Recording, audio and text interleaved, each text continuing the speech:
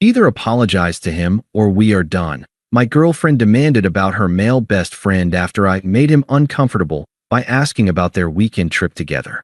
I said, "You're right." Then I apologized by changing the locks and ending the relationship. A few days later, she called crying from outside the door. Hey viewers, before we move on to the video, please make sure to subscribe to the channel and hit the like button if you want to see more stories like this. Thanks. Either apologize to him or we are done. Those 8 words were ringing in my ears, echoing in the hallway where she stood with her arms crossed, looking at me like I was the villain. But before I tell you how she ended up sobbing on the other side of a locked door, we need to back up. Because this wasn't just about an apology. This was about boundaries, respect, and a guy named Kyle who was just like a brother to her. My name is Mark. I'm 29, I work in logistics, and I own my house. I bought it 2 years ago, a modest 3-bedroom place that I've been slowly renovating. It's my pride and joy. My girlfriend, Lena, 27, lived with me. I use quotes because her name wasn't on the deed, the mortgage, or even the utility bills. She kept her mailing address at her parents' place 2 towns over to keep things simple and avoid changing her driver's license. She paid for the groceries and the streaming services, and I covered the mortgage, the repairs, the taxes, and the internet. It worked for us, or so I thought. Then there was Kyle. Kyle was Lena's best friend from college. If you're a guy reading this, you probably just felt your stomach drop. You know exactly the type. Kyle was 28, worked part-time as a bartender, and had that perpetual, "I'm too cool to try" energy. He was always around. He'd come over to watch movies, eat my food, and sprawl out on my couch, often ignoring me completely to whisper inside jokes to Lena. If I ever brought it up, Lena would gaslight me immediately. "Mark, don't be weird. We've known each other for 10 years. He's basically my brother. You're being insecure." So I swallowed it. I didn't want to be the controlling boyfriend. I wanted to be the cool, secure guy. But the dynamic shifted when they announced the trip. It was a music festival about 4 hours away. Lena and Kyle wanted to go for the weekend. Just the 2 of them. It's a once-in-a-lifetime lineup, Mark. Lena had pleaded when she first brought it up. We'll get a hotel suite with 2 separate bedrooms. It's totally platonic. Please don't make this a thing. I didn't like it. Every instinct in my body screamed no. But I had just come off a busy season at work and couldn't get the time off to go with them. Plus, she had already framed it perfectly. If I said no, I was the controlling tyrant. If I said yes, I was the supportive partner. Fine, I said, against my better judgment. 2 separate rooms. Promise me. I promise. She kissed me, beaming. You're the best. That weekend was torture. She texted me sporadically. Just got here. Line for food is huge, LOL. But after 8 p.m. on Saturday night, the text stopped. I called her at 11 p.m. to say goodnight. Straight to voicemail. I texted Kyle. No answer. I sat in my living room, staring at the clock. Midnight. 1 a.m. 2 a.m. Nothing. My mind raced. I wasn't just worried about cheating. I was worried about their safety. Had they been in an accident? Was the signal bad? Finally, at 10 a.m. on Sunday, I got a text. Sorry. Phone died and charger broke. We're grabbing brunch, then heading back. Love you. No explanation for why Kyle's phone also apparently died. No mention of the night. They arrived back at my house around 6 p.m. Lena walked in, and the vibe was off. She was too energetic. Too loud. She was fluttering around the kitchen, unpacking her bag, talking a mile a minute about the bands, the food, the crowd. But she wouldn't look me in the eye. Kyle was leaning against my kitchen island, eating an apple from my fruit bowl. He looked smug. That's the only word for it. He had this little smirk on his face, like he knew a secret. So, I said, trying to keep my voice casual. How was the hotel? The suite was okay. Lena froze for a split second. Just a beat. Oh, it was fine. Kind of small, but fine. Cool, I said. Actually, my parents are coming to visit next month, and I need to book them a place near that venue for their anniversary. What was the name of the hotel again? And did the suite actually have 2 full bedrooms? Or was it just a pull-out couch situation? My dad has a bad back. It was a trap. A gentle one, but a trap. I wanted to see the logistics. Lena stopped unpacking. She turned to me, her smile tight. Why does it matter? It matters because I don't want my dad sleeping on a lumpy couch, I said, leaning against the counter. Can you just forward me the confirmation email? I want to see the floor plan. Kyle stopped chewing his apple. He looked at Lena.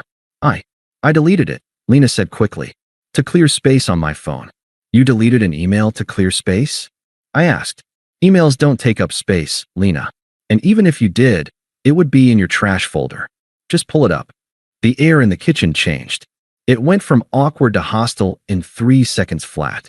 Oh my God, Lena scoffed, throwing her hands up. You are unbelievable. What? I asked calmly. You're checking up on us. You don't care about your parents. You're trying to catch me in a lie because you're paranoid. She turned to Kyle. See? I told you he'd be like this. Kyle chuckled. A low, dismissive sound. Yeah, pretty intense, man. That broke something in me. This guy, this freeloader, was standing in my kitchen, mocking me to my girlfriend. Kyle, I said, my voice dropping an octave. I'm not talking to you. I'm talking to my girlfriend. And honestly, you need to leave. Now. Kyle raised an eyebrow. Whoa, relax, dude. I said get out. I pointed to the door. Ride's over. Get out of my house. Kyle looked at Lena. Lena looked furious. He doesn't have to leave, she shrieked. You're making him uncomfortable. I don't care about his comfort, I snapped. I care about the fact that you can't show me a simple email proving you didn't share a bed with him. Kyle, get out, or I'm physically throwing you out. Kyle put the half-eaten apple on the counter. No napkin, just on the granite, and smirked. All right, I'm going. Call me later, Len. He walked out the front door, leaving me alone with a seething Lena. The silence that followed was heavy. I waited for her to apologize. I waited for her to say, I'm sorry, here's the email, you're right. Instead, she went on the offensive. I can't believe you, she spat, pacing the living room. That was humiliating. He is my best friend. He has been there for me through everything, and you just treated him like a criminal. I treated him like a guy who's interfering in my relationship. I shot back. And you're deflecting. Show me the receipt, Lena. I'm not showing you anything, she yelled. Because if I show you, it proves that you don't trust me. And a relationship without trust is nothing. Logic 101. If she had the proof, she would have shoved it in my face immediately to shut me up. The fact that she was grandstanding about trust meant the receipt didn't exist, or it showed a king bed for two. She stormed up the stairs. I heard her banging around in the bedroom. Zippers, drawers opening and closing. 10 minutes later, she came back down with her duffel bag. She had repacked it. She stood at the bottom of the stairs, her chest heaving, eyes red with angry tears. She looked at me with pure contempt. I'm not staying here tonight, she said, her voice shaking with rage. I'm going to stay at my sister's. I can't be around this toxic energy. Okay, I said, sitting on the couch. Go. My calmness seemed to infuriate her more. She walked to the door, opened it, and then turned back for her final, fatal decree. And listen to me, Mark, she said, pointing a finger at me. This isn't just about tonight. You crossed a line. You humiliated me, and you humiliated him. She took a breath, puffing herself up. Either apologize to him, or we are done, she demanded. I want you to call Kyle, apologize for making him uncomfortable, and admit you were being an insecure jerk. If you don't fix this by tomorrow, don't expect me to come back. I looked at her. I looked at the bag in her hand. I looked at the open door. Is that an ultimatum? I asked quietly. Yes, she said. It is. She slammed the door so hard the frame shook. Then I heard her car start up and peel out of the driveway. I sat there in the silence of my empty house. I looked at the half-eaten apple Kyle had left on my counter. Apologize to him, or we are done. I picked up the apple and tossed it in the trash. Okay, I said to the empty room. We're done. I didn't sleep well that night, but not for the reasons Lena probably hoped. I wasn't tossing and turning, wondering how to word my apology to Kyle. I was awake because I was angry at myself. I lay in the center of my bed. The bed she claimed was too firm, but slept in for free every night, and replayed the last 2 years. The signs were all there. The boundary pushing, the financial mooching. The way Kyle was always the priority, and I was just the wallet and the safety net. She had handed me a loaded gun and told me to shoot myself in the foot. Instead, I decided to aim it at the relationship. If you don't fix this by tomorrow, don't expect me to come back. That was the clause. That was my out. I took the day off work on Monday. I didn't want to be distracted. I had logistics to handle. At 8 a.m., I went to the garage and grabbed a stack of heavy-duty moving boxes left over from when I bought the place. I didn't throw her clothes. I didn't burn her pictures. I folded her sweaters. I wrapped her skincare bottles in paper towels. I packed her shoes in pairs. I wanted no ammunition for her to call me crazy or abusive. I was simply a landlord facilitating a move-out request. By 10:30 a.m., her life in my house was reduced to 6 cardboard boxes and a garment bag. I stacked them neatly on the front porch, under the overhang, so they wouldn't get wet if it rained. At 11 a.m., the locksmith arrived. His name was Dave. He was a burly guy who didn't ask questions, though he definitely raised an eyebrow at the stack of boxes on the porch. "Just a rekey, or new hardware?" he asked. "New hardware," I said. "Something heavy-duty." I stood there drinking coffee while Dave drilled out the old deadbolt. The sound was aggressive, grinding metal on metal, but to me, it sounded like freedom. Every turn of the screw was severing a tie to the drama. "All set," Dave said at 11:45 a.m., handing me 2 shiny new brass keys. "Old keys are useless now." I paid him, tipped him well, and locked the door from the inside. Then, I sat on the couch and watched the clock. 11:55 a.m. 11:58 a.m. 11:59 a.m. My phone sat on the coffee table. Not a single text from her. She was playing chicken. She was waiting for me to crack, to call her begging, to tell her I'd apologized to Kyle, and that I was a terrible boyfriend for questioning her integrity. She was probably sitting with her sister right now, smugly checking her nails, telling her, "He'll call. He always caves." 12 p.m. The deadline passed. I picked up my phone. I didn't call. I didn't want to hear her voice. I typed out the text I had drafted in my head all night. "It's noon. I haven't called Kyle, and I never will. I've accepted your ultimatum. Since you chose to move out last night and conditioned your return on an apology I won't give, I'm accepting that we are done. I packed the rest of your things to save you the trouble. They are on the porch. Please come get them today. Send." Then, I went to the kitchen and made a sandwich. The reaction was delayed. She must have read it, laughed, and assumed I was bluffing. It took 8 minutes for the realization to hit. 12:08 p.m. Incoming call. "Lena," I let it ring. 12:09 p.m. Incoming call. "Lena, decline." 12:10 p.m. Text from Lena. "Is this a joke? You're dumping me because I stood up for myself." I didn't reply. Text from Lena. "Mark, stop being childish. I'm willing to talk about this when I get home tonight, but you need to calm down." My reply. "You aren't coming home. You don't live here. You moved out yesterday. Your key won't work. Come get your boxes." Radio silence for an hour. Then, the storm arrived. I heard her car tires crunch on the gravel driveway around 1:30 p.m. I stayed on the couch, watching the front door. I had disabled the Ring doorbell chime, so I wouldn't have to hear the constant dinging, but I pulled up the camera feed on my phone. She stormed up the walkway, looking furious. She saw the boxes and stopped. Her jaw literally dropped. She kicked one of the boxes lightly, as if testing if it was real. Then she marched to the door and jammed her key into the lock. It didn't turn. She jiggled it. She pulled it out, looked at it, wiped it on her shirt, and tried again. Nothing. She pounded on the door with the side of her fist. "Mark, open the damn door. My key is stuck." I walked to the door. I didn't open it. I spoke through the solid wood. "The key isn't stuck, Lena. It's the wrong key. I changed the locks." You what?" Her voice shrieked, cracking a little. "You can't do that. I live here." "You don't live here," I said calmly, leaning my forehead against the cool wood of the door. "You live with your parents. That's what you put on your tax forms, remember? To save money. You're a guest here, and guests leave when they threaten the homeowner." "I'm going to call the police," she screamed. "Go ahead," I said. "Tell them you left voluntarily last night after giving me an ultimatum, and that you have a primary residence elsewhere. I'll wait." There was silence on the other side. She knew I had her. She knew the legal loophole she insisted on exploiting, keeping her parents' address to avoid changing her car insurance and voter registration, had just snapped back to bite her. "Mark, please," her voice changed.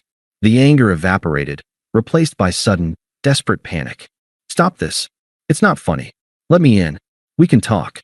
"There's nothing to talk about. You wanted an apology for Kyle. I didn't give one. You set the terms." "I didn't mean it like that," she was crying now. "I was just mad. Open the door, babe. Please. I have nowhere to go." That stopped me. Nowhere to go. I asked. You said you were staying at your sister's. She, she has the kids this week. Her house is full. I can't stay there. Okay, I said, twisting the knife. So go to Kyle's. He's family, right? He's your best friend. Surely he has a couch for you. Silence. Long, heavy silence. Lena. I prompted. Why don't you go to Kyle's? I can't, she whispered. It was so quiet I barely heard it through the door. Why not? He said. She sniffled, and I could hear the humiliation in her voice. He said he's not looking for a roommate right now. He has a girl coming over tonight. I almost laughed. I would have laughed if it wasn't so pathetic. So let me get this straight, I said, my voice cold. You were willing to blow up your relationship with me, lose your home, and humiliate me. To defend the honor of a guy who won't even let you crash on his couch because he has a Tinder date coming over. It's not like that. She sobbed. It is exactly like that. You bet on the wrong horse, Lena, and you lost. Mark, please. I'm sorry. I'll show you the email. I'll show you the receipt. I don't need to see it anymore, I said. The fact that you wouldn't show me yesterday was the answer. And the fact that Kyle won't take you and tells me exactly what kind of friendship you guys have. He got what he wanted from you this weekend, and now you're a burden. Mark, she pounded the door again, a dull thud. Load your boxes, Lena. If you aren't gone in 10 minutes, I'm turning the sprinklers on. I walked away from the door. I went back to the couch and put my noise-canceling headphones on. I watched the camera feed on my phone. It took her 20 minutes. She cried the whole time. She dragged the boxes to her car, one by one. She tried to call me 6 more times. I watched the notifications pop up and disappear. Finally, she got in her car. She sat there for a long time, hands on the steering wheel, head down. Then, she reversed out of the driveway and drove away. The silence I enjoyed while listening to Free Bird didn't last forever, of course. Narcissists don't just fade away. They try to burn the house down on their way out. The flying monkeys arrived the next morning. I woke up to a barrage of notifications. Lena had gone to social media. She didn't post the full truth, obviously. She posted a crying selfie with a caption about being blindsided, illegally kicked out, and abused by a partner who was jealous of her friends. Her friends, the ones who drank my wine and ate my food at BBQs, were in my DMs instantly. You're a monster. How could you make her homeless? I hope you rot. I didn't argue. I didn't write a counter manifesto. I used the realist approach. I took a screenshot of the text she sent me, the one where she gave the ultimatum. If you don't apologize to Kyle by noon, don't expect me to come back. I posted it to my story with a simple caption. She gave me an ultimatum. I accepted it. She moved out voluntarily on Sunday. I just secured my home. Then, I turned off my phone. By the time I turned it back on that evening, the tide had turned. People aren't stupid. They saw the timestamp. They saw the threat. They realized she had played a stupid game and won a stupid prize. The angry DM stopped. A week later, the truth about Kyle came out. This was the sweetest part. I heard it from her sister, Sarah, who called me to arrange picking up Lena's mail. She's a mess, Mark, Sarah told me, sounding exhausted. She's staying in her old room at Mom's. She tried to go to Kyle's place the night you accepted her terms. And I asked, knowing the answer but wanting to hear it. He wouldn't let her in, Sarah said. Apparently, he told her that she was too intense and that he didn't want to get involved in her drama. He blocked her number the next day. I almost laughed.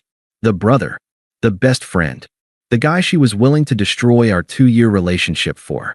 He didn't want her. He just liked the attention she gave him while she was safely taken by me. Once she was single and needy, he vanished. 3 months later, I got the final confirmation of her karma. I was at a stoplight in town, and I saw her car in the lane next to me. She didn't see me. She looked tired. She wasn't wearing the designer sunglasses she used to make me buy. She was driving her beat-up Civic, looking stressed, probably commuting the hour-long drive from her parents' house to her job. My phone buzzed. It was a text from a number I had blocked, but it went to my blocked messages folder. I checked it later that night. It was from Lena. I saw you today. You look happy. I just wanted to say. Kyle was a mistake. I was stupid. I took what we had for granted. I'm sorry. Can we please just talk? Even just for 5 minutes. I looked at the message. I thought about the ultimatum. I thought about the smirk on Kyle's face in my kitchen. I thought about the way she demanded I apologize to another man for my own boundaries. I didn't feel angry anymore. I didn't feel sad. I felt indifferent. I didn't reply. I didn't delete it. I just closed the phone and went back to cooking dinner in my quiet, peaceful, drama-free kitchen. She was right about one thing. I was happy. Thanks for watching. Make sure to subscribe to the channel and hit the like button. What do you think about this story? Share it in the comments.